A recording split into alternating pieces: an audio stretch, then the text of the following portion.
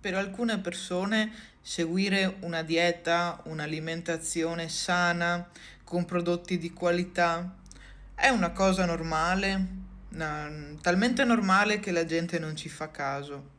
Per altre persone seguire una dieta è un lusso.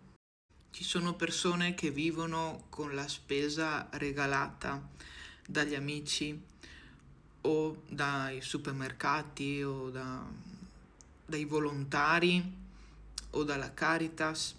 Alcune persone hanno disponibili 5 euro o 10 euro per farsi la spesa per qualche giorno, quindi ci avete mai provato a comprare la spesa settimanale con 5 euro o 10 euro?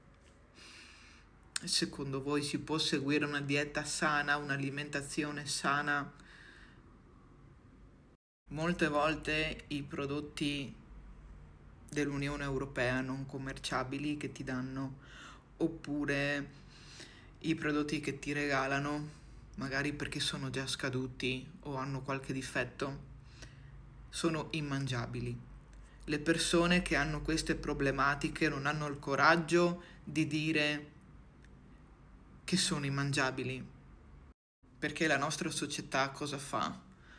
Sei povero, ti regalano da mangiare, devi essere grato, non ti devi lamentare. Quindi ti fa sentire uno scarto della società.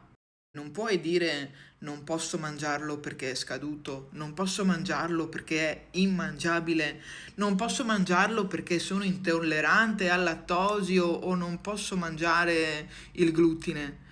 Devi ringraziare a testa bassa e farti andare bene quello che ti danno.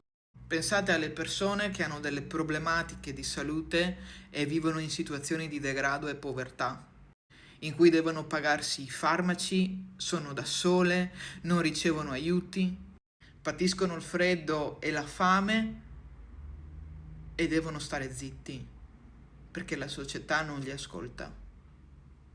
Visto che siamo nel periodo natalizio, volevo parlare per tutte queste persone perché io ne ho fatto parte e ne faccio ancora parte.